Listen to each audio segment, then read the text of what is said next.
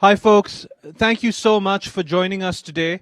Zaib and I, Dean Vanden, Bout, and of course, Chairman Fussell are all thrilled to have you here. We have a very, very special session by a very special person, Mr. John Thornton.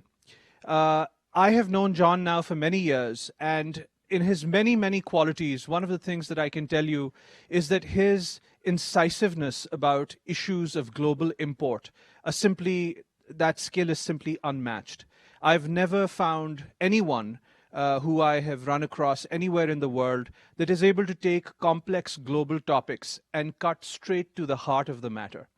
And in this day and age, where the biggest challenge that we have ahead of ourselves is how two powerful nations, the United States and China, coexist in a dynamic, changing world, the attendant questions are, what will US-China relations be?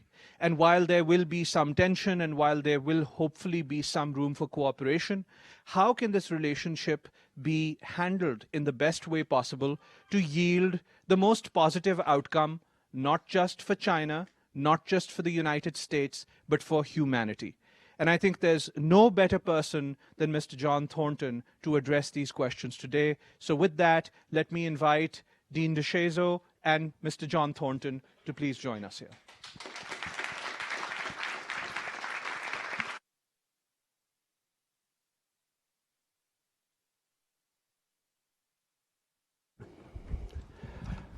Well, good afternoon, everyone. I'm J.R. DeShazo. I'm the Dean of the LBJ School of Public Affairs, and it's my great pleasure to welcome you to today's event and to moderate this important conversation on probably the most consequential bilateral relationship in the world, that between the U.S. and China. And we have, as Amir just mentioned, a very distinguished and deeply knowledgeable thought leader with lots of experience on both sides of the Pacific on this issue, John Thornton. John is the executive chairman of the Barrick Gold, the world's largest gold mining company, and was recently appointed professor and director of the Global Leadership Program at Tsinghua University and the School of Economics and Management. He retired in 2003 as the president of Goldman Sachs, and has since served as trustee and board members on dozens and dozens of boards, including the Council on Foreign Relations, the American Asia Society, and many others. John holds degrees from Harvard, JD from Oxford, and a master's in management from Yale. So please join me in welcoming John with us today.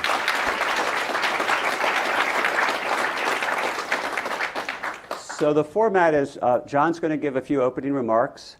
I will ask, hopefully, some insightful questions, and then we'll open it up to you towards the latter half of the conversation. So John, the floor is yours. Thank you.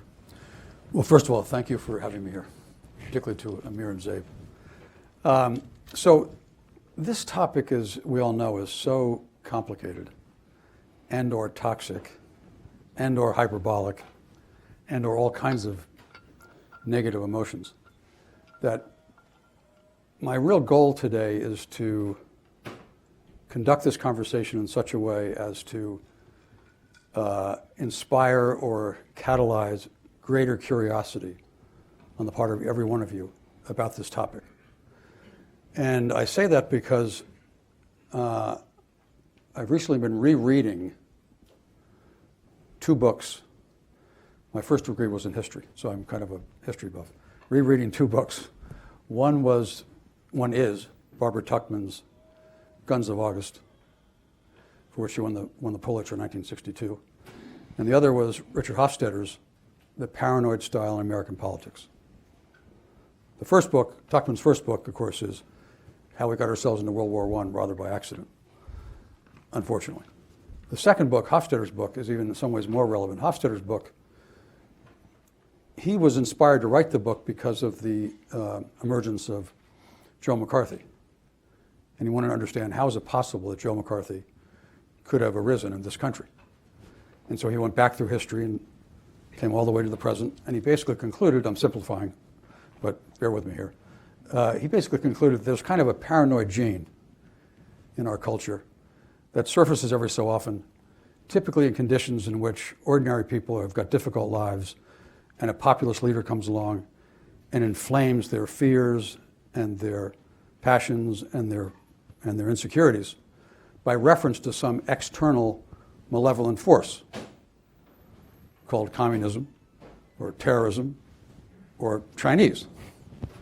And we're living through one of those periods right now. And what Hofstadter basically says is, this is just part of who we are. And it kind of ebbs and flows, and every so often it surfaces, and then it disappears. But when it surfaces, it hangs around for a while. It's a decade or two. This is not something that disappears quickly. And what's amazing is that this pattern continues to exist. I mean, it just drives me nuts, but anyway. So Hofstadter would say that when it occurs, first of all, it's going to last for a while. Second of all, people who know better typically do one of two things. They go to ground and disappear and say nothing, which is not very helpful. Or worse, they get to the front of the queue and they lead the parade. And again, we're seeing a lot of that right now. That's why I start off by saying I have this kind of naive hope that commonsensical, ordinary, intelligent Americans can analyze things themselves and come to more balanced conclusions than what's going on in our country right now on this topic. You know, it wasn't very long ago, essentially the consensus was all over on this side of the ship. Now suddenly it's over on the other side of the ship. And, you know, you get a little bit of vertigo watching this happen. So that's the first thing I want to say. The second thing I want to say is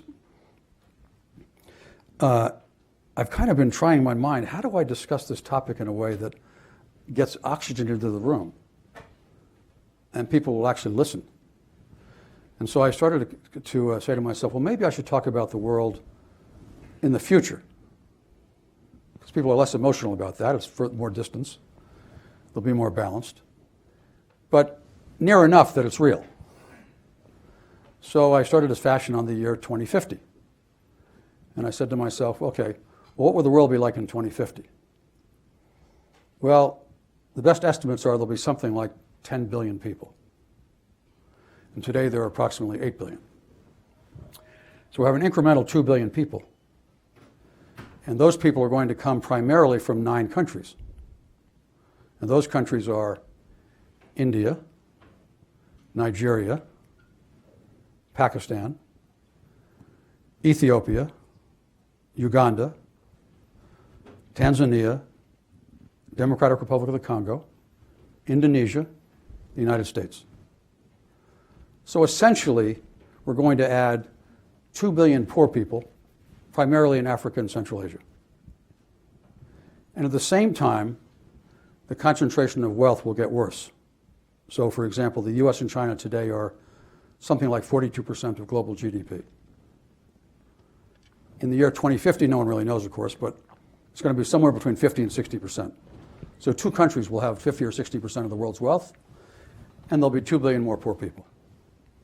Now, we already know what it looks like when you have that kind of inequality, both within countries and across countries. Just about everything you can think about is not good. Migration, disease, terrorism, climate change, etc.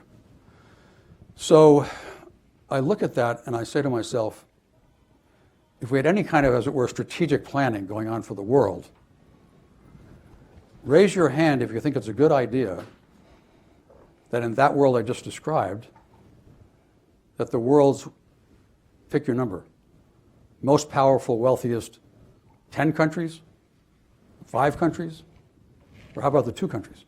Who thinks it's a good idea that in that world, those 2 countries should spend most of their time fighting with each other? It can't make any sense at all. And so I look at that world and I say to myself, well, wait a minute. Right now, the way I feel about it, it's like we're heading over a cliff.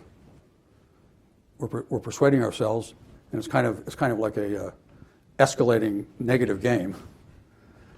Both sides are persuading themselves that the other one's nefarious, malevolent, and it's getting worse and worse, and it can't make any sense. And so then I scratched my head and said, well, now how are we going to get ourselves out of this trap? Out of this trap? And it's not obvious, particularly when you have regard to what I said a minute ago about Hofstadter, because our own country domestically is going to be, in my opinion, politically ill for a while. So with that, if I can call it that, reality, that makes the task that much more difficult. So there are only two things I'm kind of I'm hoping will exist. One is that other countries will in fact increasingly over time, more forcefully, say to the United States and China, I'm sorry, it's simply not acceptable for the two of you not to have a constructive relationship. The world cannot exist if that's the case, and you got to stop it. And you see some of that happening right now. One of the things that kind of interests me, I don't want to take a tangent, but I'll just quickly go through this. If you look at the Russian-Ukrainian war, and if you were following just the English language media, English language communication channels, which dominate the world's communication channels, you could be forgiven for thinking that the sanctions on Russia are basically a good idea and are essentially working. And most people see it that way. Until you get into the fine print and you realize that of the 54 African countries, the number supporting the sanctions is 0. Of the 32 Latin American countries, the number supporting the sanctions is 0. Of the 22 Middle Eastern countries, the number supporting the sanctions is 0. The 48 Asian countries, number supporting the sanctions are 3. South Korea, Japan, Singapore. 16 Pacific Island countries, 2. Australia and New Zealand. So I just named you 175 countries, 5 of which are supporting the sanctions. So the sanctions are essentially an American, Western European, and a few American allies, essentially in Asia and Australasia. Now, the relevance of that is that it does show you a certain kind of fissure that exists that you don't hear a lot about. And the positive side of which may be, this is the question, may be, that all those other countries over time will say to both the United States and China, as I said earlier, it's just not acceptable for you all not to have a decent relationship. And China, by the way, is already the largest trading partner with 140 of those countries. And China, I was just in China earlier this week, listening to there's a new sort of, well, a more prominent form of a term of art the Chinese are using called Chinese modernization. And they're determined to illustrate to the world that modernization and westernization are not synonymous. And that modernization can take different forms in different countries. And I was listening to the foreign minister lay all this out, and among the other things he cited was, in no particular order, China's contributed more to global growth in the last decade than all G7 countries put together. 1.4 billion people in China are more than all the developed world put together. They're the leading trader with 140 countries. The trade between China and ASEAN, this is amazing. The trade between China and ASEAN is bigger than the trade between the United States and the EU. So when you start going down through these things, you realize there's a certain reality here that sooner or later the Americans are going to have to accept. And my own opinion is the sooner that gets understood and accepted, the better, and that the relationship has got to get better, because if it doesn't get better, then everything I was saying about 2050, let alone 2070 or 2100, is just going off a cliff. I'm going to stop there. Great. All right. So there's so much to dig in there, and I think I want to come back to China's relationship with other countries, because I think that's been pivotal and it sets the stage for many topics that we need to talk about. But I want to start back in 2012 when Xi Jinping came to power. And this is a premier that you have watched and studied and know. Help us understand who he is and, as a leader, what he wants. Okay. So this can make me very unpopular. So Xi Jinping, and this goes back to what I was saying earlier. I want you to keep your minds open for a second and try to imagine this. And some of you may know this. So Xi Jinping's father was the youngest vice premier in China in 1959 when he was 46 years old. And Xi Jinping was 6 years old. 1962, Xi Jinping's father was purged by Mao. So Xi Jinping, between age 6 and 9, his father's right in the center of the power structure, and suddenly he's out altogether. 4 years later, 1966, is the Cultural Revolution. Xi Jinping is 13 years old. The father and the mother sent to prison. 2 years later, Xi Jinping at age 15 is sent to the countryside, sent down youth. So he lives in the countryside from age 15 to age 22. So for those 7 years, those 7 extremely formative years, he's living the dirt poor existence of the Chinese farmer, with both parents imprisoned. Older half-sister commits suicide. So there's Xi Jinping in his teenage college years, by the way, of course, not being educated. There's no schooling, there's no university. And, where's his future? During that period, he applies 15 times to be in the Communist Party. He gets turned down 15 times. Eventually, of course, Mao dies. Deng Xiaoping comes back into power. Deng Xiaoping brings the father out from prison. Xi Jinping is now free to go to university and start his life. The father, meanwhile, Deng Xiaoping makes him the governor of Guangdong province. Guangdong province is the province right across from Hong Kong. And Xi Jinping's father is the individual who goes to Deng Xiaoping and says, we should make this a special economic zone, an experiment with market economics. So his father is the individual who goes to Deng Xiaoping and says, that's the kind of the first spark of the reform and opening period. Later on, when Deng Xiaoping essentially removes Hu Yaobang from power, and then Tiananmen Square happens, Xi Jinping's father is the only one of that generation who tells Deng he's wrong. And he gets banished again. So I want you to think about the sort of the strength of character of somebody who goes through what I just described and comes out the other side of it pretty much intact, stays in the system, rises up to the position he's in. I have 4 children, the youngest of whom is a sophomore in university. This past semester, he had a course on the Cultural Revolution. And the final paper was, write a paper on what you think the impact was on the sent-down youth of the Cultural Revolution. And so my son interviewed 6 or 7 sent-down youth, half of whom are living in this country and half of whom are living in China. And of course, in his paper, he basically says, look, you can't generalize for 17 million people on the basis of talking to 7, but these are what these 7 people told me. And then he says, it's interesting to speculate, what was the impact on the sent-down youth of those sent-down youth who stayed in the system and got to the top of the system, like Xi Jinping?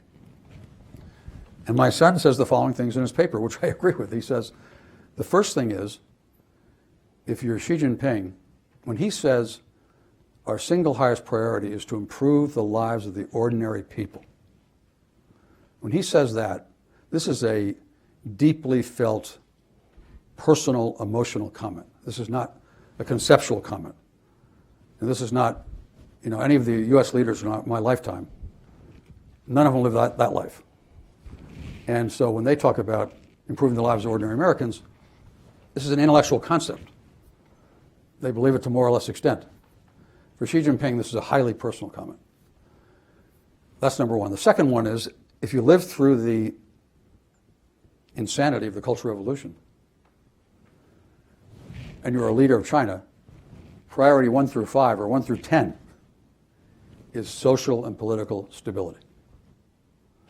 So those 2 things, to me, are the most defining characteristics of this person. The third one being Xi Jinping's desire for China as a country to reestablish itself, remembering that in 18 of the last 20 centuries, China was the world's largest economy.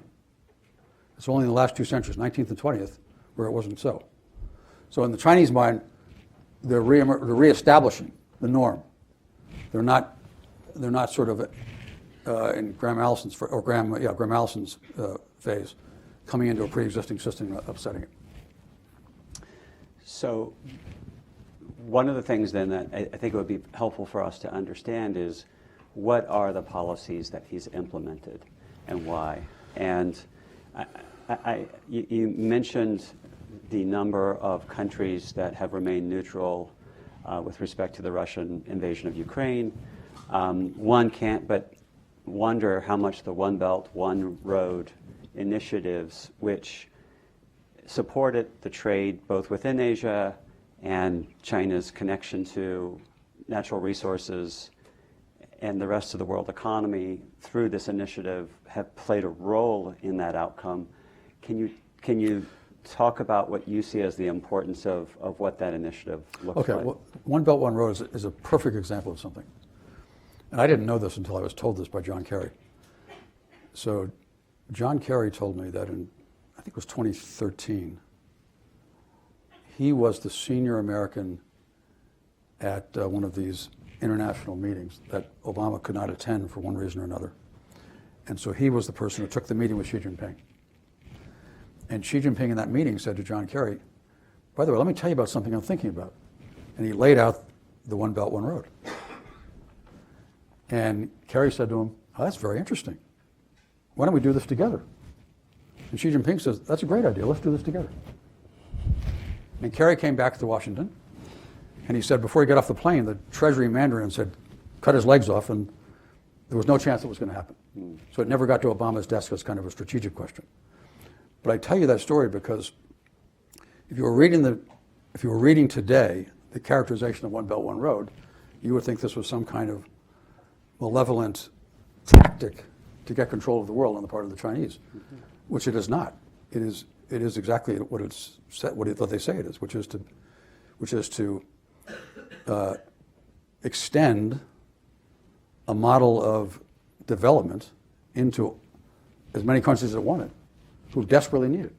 And when I talked earlier about Chinese modernization that I attended this last Monday, so Chinese modernization, I won't go into all the details, but there basically are 5 central characteristics of it, one of which is a peaceful world.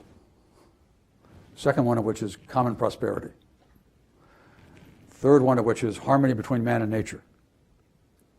So the foreign minister went through this whole thing, and then there were 5 of us asked to comment on it. And I said, in my comments, I said, listen, those of us who have ever run anything know, plans are one thing, execution is another. Execution is the whole thing. So my advice to you, the Chinese, would be, if you're going to hold yourself out as believing in these things, I mean, who's against any of these things? Who's against world peace? Who's against harmony between man and nature? Who's against common prosperity? Nobody. 10 out of 10 people. There's nobody in this room who's going to be against any of these things. So that's not the issue. The issue is, are you actually going to do what you say you do? And if you don't, you're going to suffer the same negative blowback that countries like the United States get when they were seen as being hypocritical. So that's point number 1. Point number 2, which is extremely important, and a point I want to make to all of you, which I made to the Chinese till I'm blue in the face very unsuccessfully, which is, when I first started spending a lot of time in China was I was chairman of Goldman Sachs Asia in the mid-90s into 2000.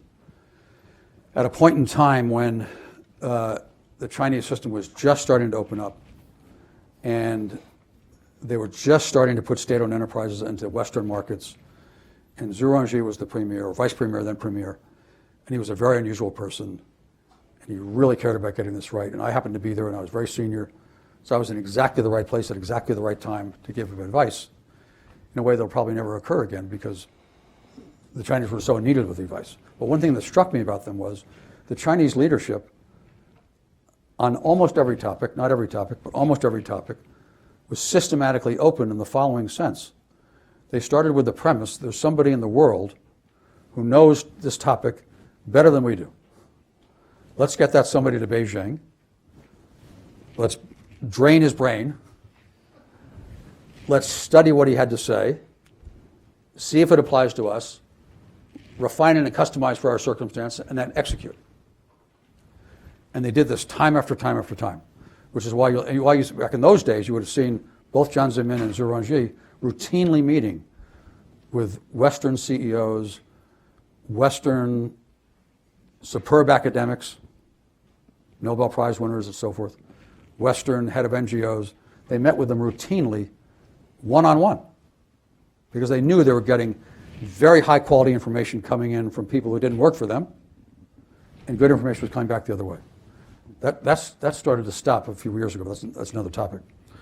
But my point is systematically open, except I said to them, listen, one topic you missed, which is the English language dominates the world's communication channels. And you recognize that. But you literally don't participate in them at all. So the Chinese story, as it were, is told by people who are not Chinese. And guess what? They don't know the story as well. They don't tell it as well. And so it's entirely absent. And until you start to get into those channels, you're going to be at a big, big disadvantage.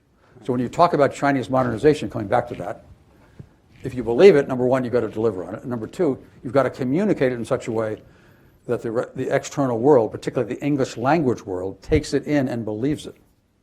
And right now you're failing miserably on that count. And until that gets corrected, it's never going to solve that problem.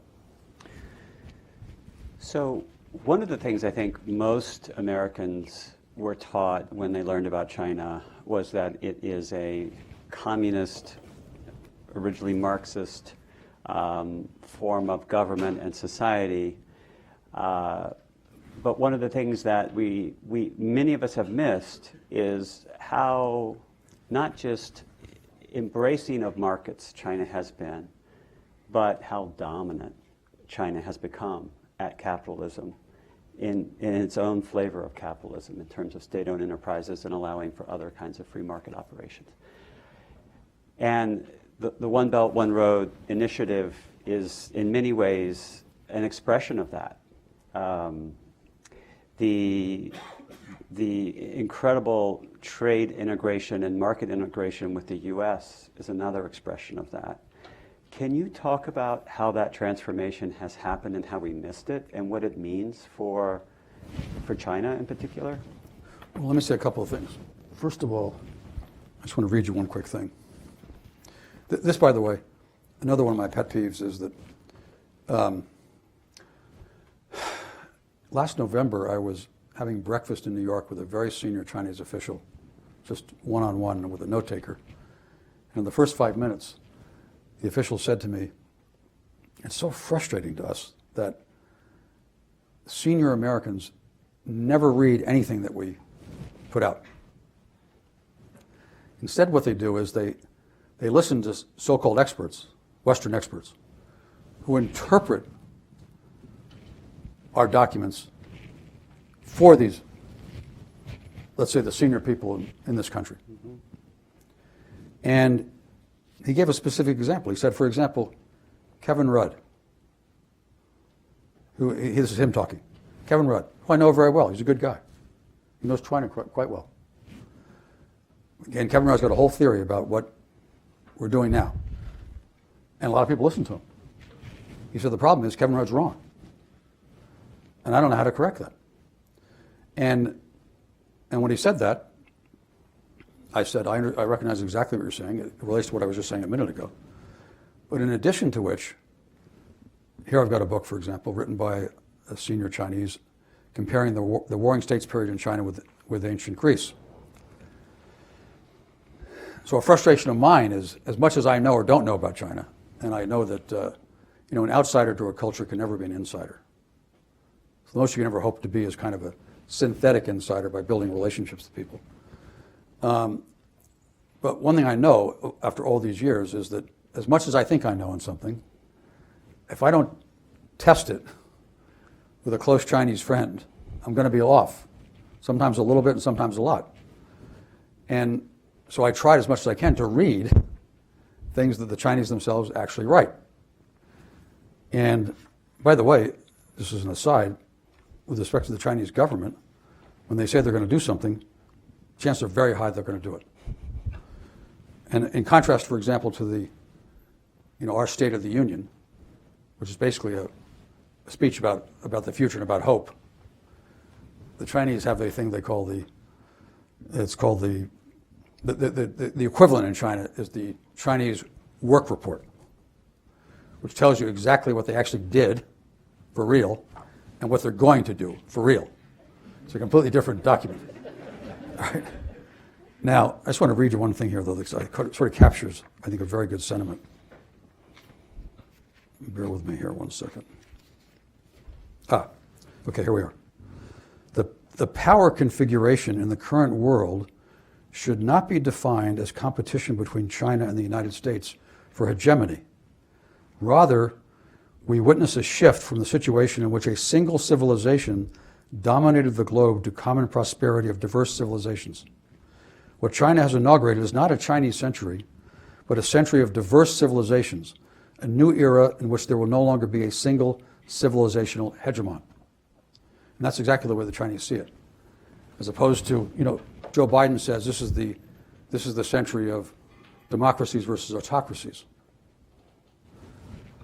Some of the funnier, more clever Chinese will say, no, it's the plutocracy versus the meritocracy.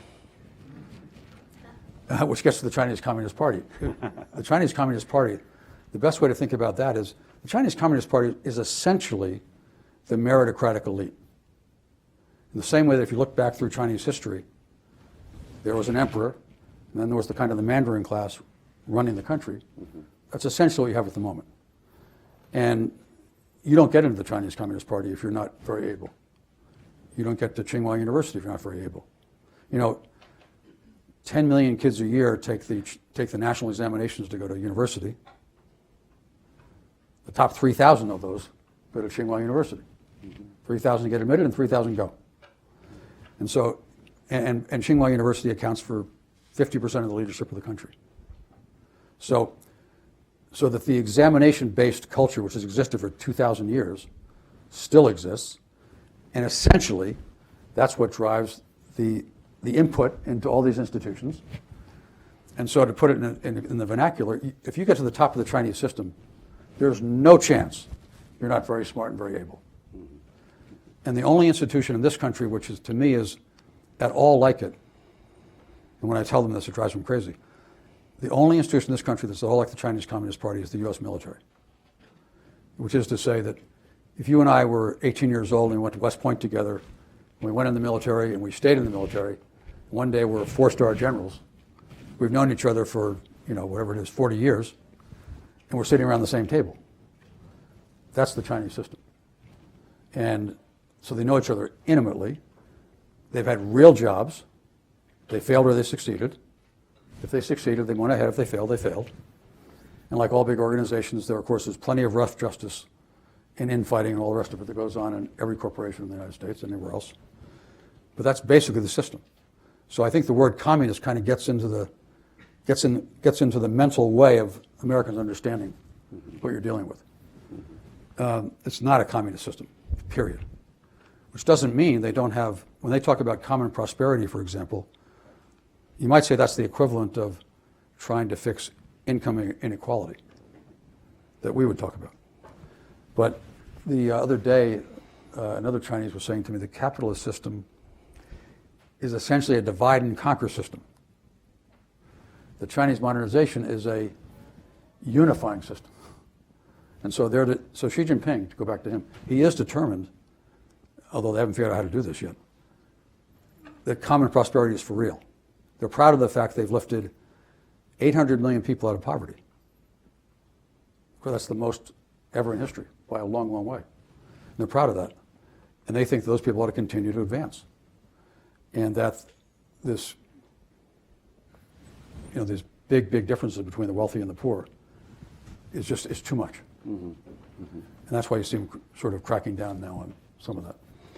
So on the one hand, the portrait that you paint is one of Xi Jinping and the Chinese government making successful strategic investments in market development internally, and externally in terms of improving relations with other countries, supply chain robustness, hardening, resiliency, and America responding poorly to being beat out in these marketplaces, and whether it's a trade war, intellectual property threats because we're worried we might fall further behind in certain ways.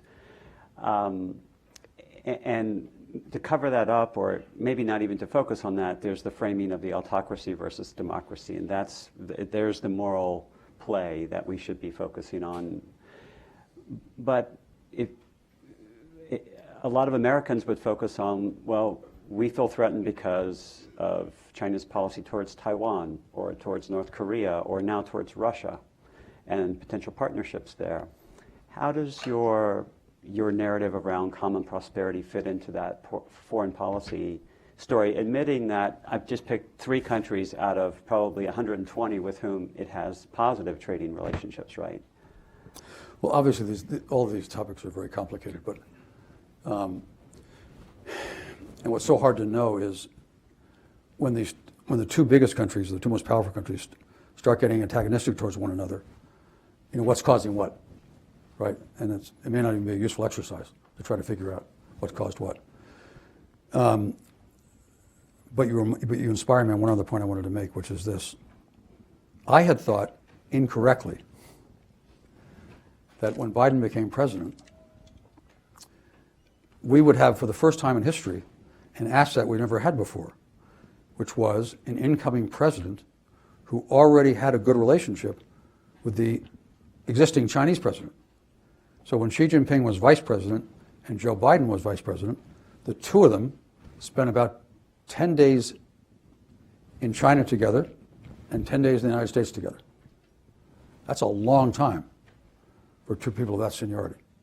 So when Biden became president, he had a pre-existing, in fact, I would say those 2 have spent more time together than any 2 American and Chinese presidents in history. So I thought, incorrectly, that Biden, being a good politician, would realize his first phone call would be to Xi Jinping and say, looking forward to working with you, we can do this, that, and the other thing together, blah, blah, blah. He did exactly the opposite. They literally decided, no, what we have to do is we have to talk to everybody else in the world first, particularly the allies, get us all together coherently, and then talk to the Chinese. So about 9 months elapsed before Biden and Xi Jinping ever spoke. So then I started thinking, okay, now Biden says routinely, as all American presidents have recently, the U.S.-China relationship is the most important relationship of the 21st century. Of course, I agree with that. And so then if you kind of conceptualize the President of the United States as sort of the CEO of the country, and the CEO of the country has just said, okay, the most important relationship is U.S.-China. Now, if you were running a company and you had your key people around the table, let's say your cabinet, as it were, and that was your directive, you would think that everybody who's senior ought to be all over that topic, right? So now, I've often done this sort of thought exercise in my head. If you went around the cabinet table and you said to each cabinet member, tell me the name of your Chinese counterpart, I'll bet you 90% of them couldn't tell you. Let alone if you were to say, on a scale of 1 to 10, grade your relationship with your counterpart. The answer to that would be 0. So there's a fundamental disconnect here, which to me it's almost a political malpractice. And by the way, I say the same thing about the Chinese. This goes both ways. I'm picking on our own country because it's more polite to talk about your own country. It goes both ways. I mean, it's completely intolerable. Obviously, we all know this is like human relations 101, right? If you want to build a relationship with someone, guess what? You got to talk to them. And if you want to build any kind of trust or even diminish fear, the better you know him or her, the better. Or even if you're wanting to make a judgment on what do I think about person A, B, or C, isn't it a good idea to spend a lot of time with him or her? They're doing none of that. So let me ask about that, though. I mean, I think again, many of us might think that domestic politics determines and shapes a country's foreign policy. And I happen to think that that's probably true in the U.S. as well. Why? You told the story about Kerry and Obama and how Kerry was invited to join the One Belt, One Road initiative. I'd never heard that story before. Yeah. We'd be in a very different position today if Obama had by the way, yes. Kerry goes on to say, you know, in life you have these missed opportunities. It's the single biggest missed opportunity in my life, politically. I mean, it certainly has completely reshaped the international development world. The World Bank, the IMF are now second fiddles, really, to that effort. But let's try and understand how the U.S. got where it is today. Going back to Obama, Trump, Biden, why haven't we been able to do better? Let's diagnose the problem. What's keeping us from communicating more, or whatever it is we should be doing at this point? It's a very good question. You know, I scratch my head because the consensus on China has become so overwhelming that if you say anything even close to being constructive, you're sort of viewed with a kind of suspicion. That's how bad it's gotten. So I don't know. Trying to deconstruct exactly how we got here is hard. Obviously, when Trump became president, and let me just say, Trump to me is, going back to what I was saying about Hofstadter, Trump is both symptom and cause. So if Trump didn't exist, the underlying politics are still there. He happened to have capitalized on them rather well. But the Trump story I know fairly well because in the early days, I was quite involved with it. And you remember in the beginning of the Trump period, the fear then was that trade was going to be a real problem. Mm-hmm.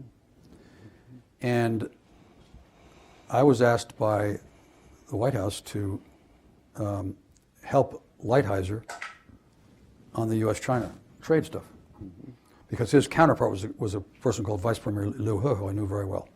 And so I met with Lighthizer, and I said to him, Bob, oh, by the way, I didn't know him at all. And he had a reputation for being a real hawk. So I said, Bob, there's only one model of U.S.-China relationships that I know works. And I will call it the Kissinger, Zhou, and Lai model.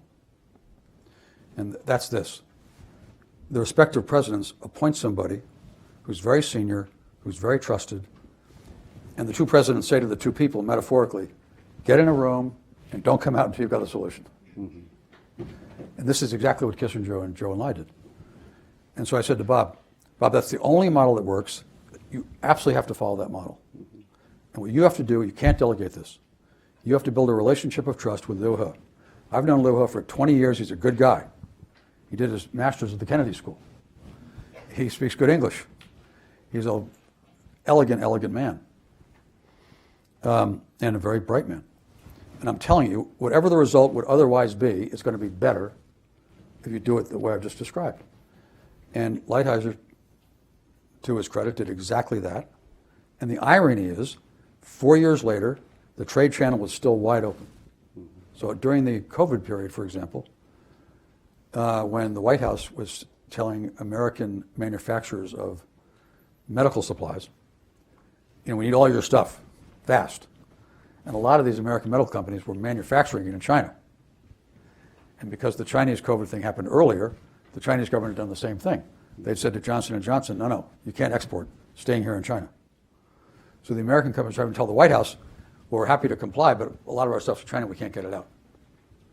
And so they came to Lighthizer and to me to say, can you talk to the Chinese and get them to let the stuff out? So we went through the trade channel, and I said, we had a conference call with 5 CEOs of American medical companies. I said to them, you're going to think this is crazy, but I'm telling you this is the way to get it done. I need to know the name of the specific plant and the plant manager and his WeChat number. You give me that and I'll get it unlocked. And that's exactly what happened. But the reason I tell you the story is because notwithstanding all of the harumphing and all of the Sturm und Drang, that channel was actually very effective. Mm-hmm. But what then happened was Trump not having the discipline to kind of follow through on his original engagement with Xi Jinping, which, by the way, was very positive. and Trump kind of, he sort of engendered and was not at all bothered by a kind of a world of chaos. So you suddenly started hearing these speeches from Pompeo, Navarro, Pence, this person, that person. One was more hawkish than the next. And so this started getting worse and worse and worse. And then I think the domestic politics, the way that played out was, I think the Democrats decided that the very voters who Trump managed to pull away from Hillary Clinton, who simplistically were essentially middle class or working class, Midwestern, mostly white, mostly male voters, that those voters Biden was able to bring back, and those voters were on the very negative end of the China issue, and therefore we, the Democrats, cannot afford to let the Republicans get to the right of us on China. Therefore, both the Republicans and the Democrats are kind of fighting it out, who's more hawkish on China. And then once that starts going, then it engenders all kinds of behavior, which I'm sure you've all experienced. You've seen, at the very negative end, you've seen a lot of sort of despicable behavior on the part of the government towards Chinese Americans, Chinese nationals, particularly in academic institutions. On the one hand, on the other end of the spectrum, you've seen people inspired to write and research, and some of the stuff's quite good, whether it's hawkish or not hawkish. Right. Okay. All right. I want to invite the audience to participate now through Q&A. So if you'd like to ask a question, and I ask that you make it a question, raise your hand. Please identify yourself and state your question. We'll go. I guess the microphone's over here. We'll go here first, and then we'll come down. Thank you for coming here and speaking with us today. I have a question. You mentioned the two systems, Westernization and globalization. And I'd like to hear how that differs from the Chinese perspective, how they view these two systems differently, and how come in places like Hong Kong and Taiwan that seemed, from an American's perspective, seemed to be Westernizing, and how that conflicts with the Chinese idea was it modernization? Modernization. Yeah. Forgive me. So yes, that's my question. Yeah, well, first of all, as I started to say before, the Chinese definition of what they're calling Chinese modernization has 5 central elements to it. I named 3 of them before. And they're all very sort of high level, macro. I would call them aspirational or inspirational. And I also said what I said earlier, which is, okay, if you say that you believe in these things, then you're going to have to be able to explain, how does the Ukraine war fit into this emphasis on world peace? How does the behavior in Hong Kong, or the behavior in Xinjiang province, or the behavior vis-a-vis Taiwan, how do those fit into these things? And since they're just sort of rolling this out now, my assumption is, although I haven't heard the answers that you want to hear, I want to hear them too. I haven't heard those circles being squared yet. But clearly they have to do that. And I think that you may have seen, if you're following what's being said by the Chinese with respect to the Ukraine, you can see they're sort of starting to roll some of this out. They're saying, essentially, we're neutral, we're for peace. And we want peace to happen as soon as it can happen. And what the time has to be right, and the warring parties have got to be willing to be interested in having peace. But when that occurs, we're happy to be as helpful as we can be. So it remains to be seen what comes of this. I think that a foreign policy realist would look at this and say, this is all naive nonsense. Global powers behave a certain way, period, end of story. And they have for thousands of years, nothing's going to change. It's tempting to think, you'd like to think that mankind can kind of evolve. And that maybe, just maybe, you get to a point where the most powerful countries in the world actually at least aspire to have a peaceful world, and they work hard to maintain that. Now, who knows whether that can ever come about, but certainly the Chinese would make the case, and I think with some justification. If you look through thousands of years of history, it's been a pretty it's been a pretty, what's the word I want to, self-contained, civilizational, relatively peaceful civilization. If you were to, one of the other parlor games I play in my own head is, if you compare the last 50 years, just to pick something, and you were to go year by year, 1973, 74, 75, etc., right to 2023, and you ask yourself one question: was this country at war, yes or no? If you ask that question about the United States, it's close to, if it's not 50 out of 50, it's close. You ask it about China, I think it's 1 out of 50, 1979 in Vietnam. So it's not, that may be a little bit too clever, but I think that it's not irrelevant. And so now, on Hong Kong in particular, well, let me say one more thing. I'm falling prey to my own criticism, which is I try to stay away from hyperbole, but you get going, you get to, I would say to the Chinese, the way you should have managed Hong Kong, which you didn't, you should have managed it in such a way as to be reassuring to Taiwan. That should have been your criteria. What actually happened was they managed Hong Kong in the early period rather well, but after the early period they managed it terribly, and it came out as bad as it did. And of course, all it did was make the Taiwan issue significantly worse. So there's no monopoly on mistakes by any country. So let's try and get a couple of more questions in before we run out of time. Why don't you had your hand up? Go ahead. Yeah, hello. So, I'm Matthias. I'm a PhD student here. One thing that I found particularly interesting was this remark you made about how China is basically completely absent from English communication channels. Yeah. Why do you think that is? Like, what is missing there? Because my impression is that, like, if they wanted to, they could break through. Like, they could get the people. What's missing there, really? You know, it's complicated because I've had this conversation many, many times with senior Chinese, as recently as December, with the most senior foreign policy person. There are a couple of things. First of all, there's English language facility. That's the most basic thing.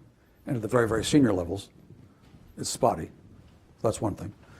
And the second thing is, on a kind of personal level, I guess there's sort of asymmetric risk, meaning not only have you got to be able to participate, but you've got to be facile with the kind of culture that exists among the English language media.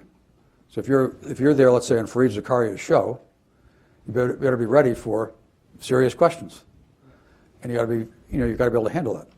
That's the second thing. And then that can be trained. The third thing is, though, if you make a mistake, in the Chinese system, it's a classic under-promise, over-deliver system. And from the standpoint of any individual, making a courageous decision has got asymmetric risk. If you're right, you're not going to get a whole lot of credit. If you're wrong, it could be over for you. So I think that's another issue. And then I think that for all the things I've said that are positive, I don't think the Chinese have yet completely internalized how powerful that world is and what it does to them not to be in it. Even though it seems to be obvious, but when you're in an internal system like that, people, we've all seen that. We've seen that in companies. We've seen it. It just gets insular. It's very interesting. It's interesting to me though. It's odd. Let's get one more question right back here.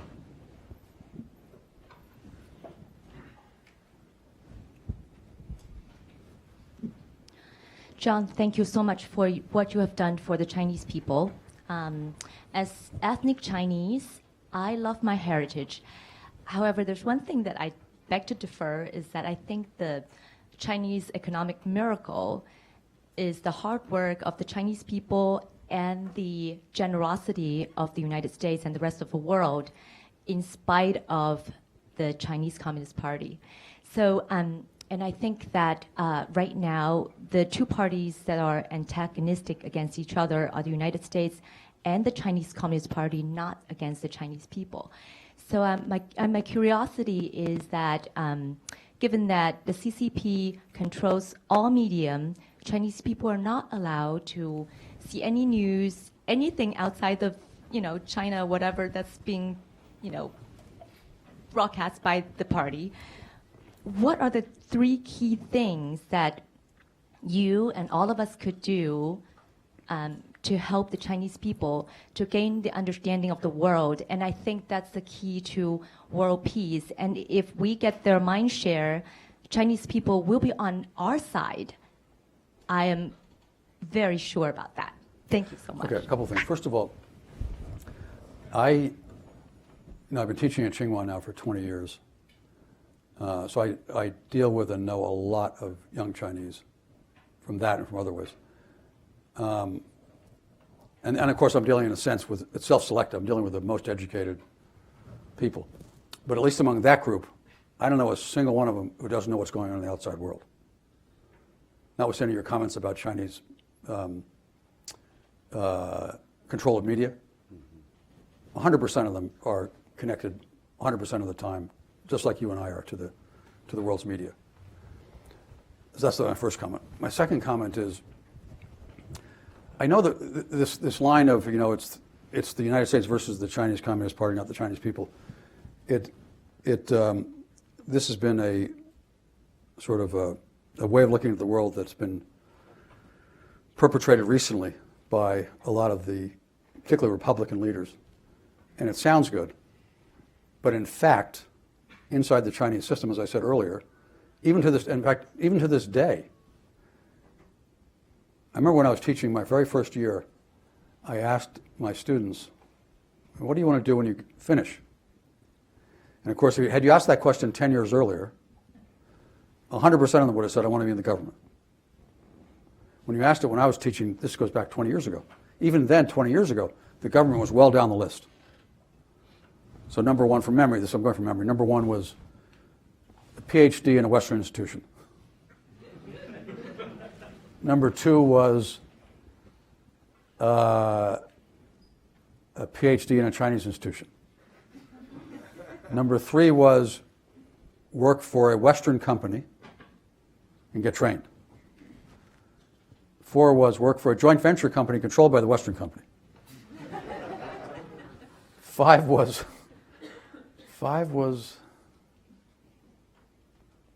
maybe work for a highly successful Chinese private sector company, like Alibaba or whatever. 6 was work for the government, and 7 was work for Chinese state-owned enterprise. So even 20 years ago, the government was well down the list. However, because of the sheer numbers, the quality of the people going into the government is still very, very, very high.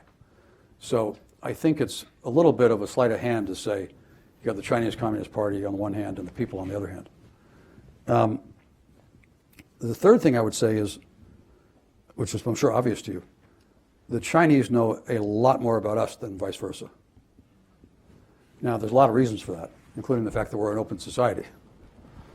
But another reason is because they've been studying us for the last 4 decades, at least, and we have not been doing the reverse. And if you were to take any kind of activity, like, let's say, I don't know, numbers of Chinese students studying in the United States, number of Americans studying in China, it's 10 to 1. And even I would say, even among the elite here, their knowledge of China is very, very thin. And it's not true in the reverse. It isn't to say that Chinese can't learn a lot more. They can learn a lot more, but their knowledge is much higher than ours. So I guess my answer to your question is, I'm a big believer in what both sides call people-to-people exchanges, by which I mean a whole raft of activities, but what it basically means at its essence is Chinese people spending time here and vice versa. I'd like to see a lot more going the other way. I think that's the most powerful way to make a difference over time, and I think it does make a difference. We know that from our own personal experience. And as to what it does to the Chinese system over time, I guess I'll finish with that.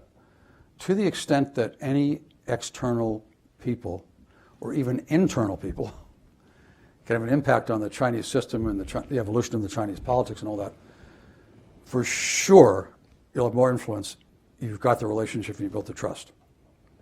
I once had in 2007, Xi Jinping for a short period of time was party secretary of Shanghai.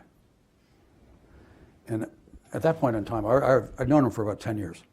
And he asked me to do a project for him, which was how to ensure Shanghai remains, or becomes and remains, a global financial center.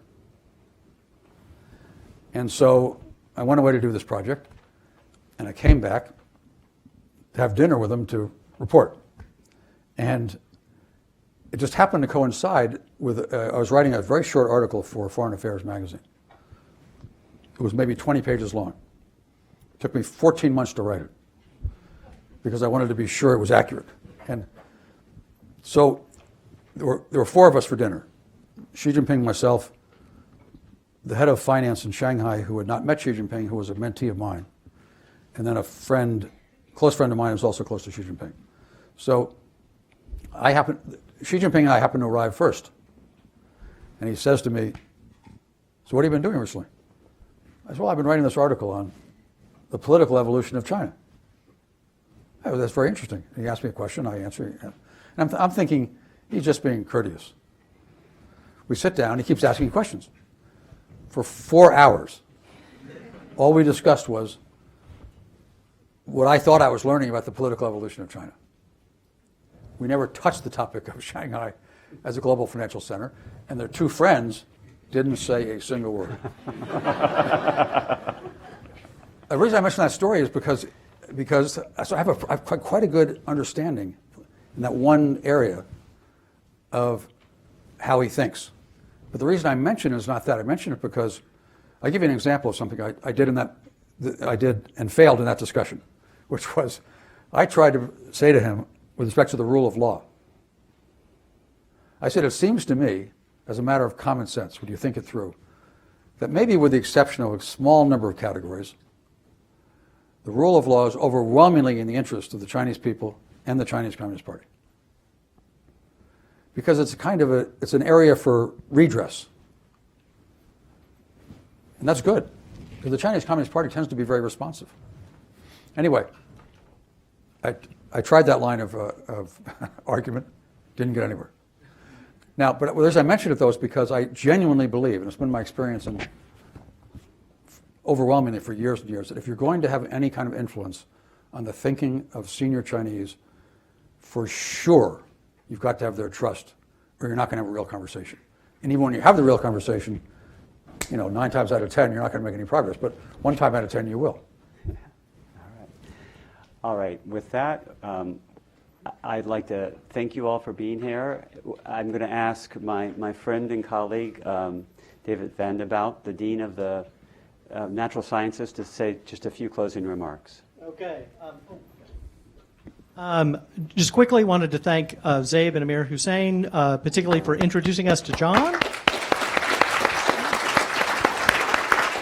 And John, thanks for coming and visiting us here on the 40 acres. It's been really inspirational, and as I think about one of the best things that can happen at a university is an event like this, which really sparks your curiosity to learn more, and I think you've really done that today.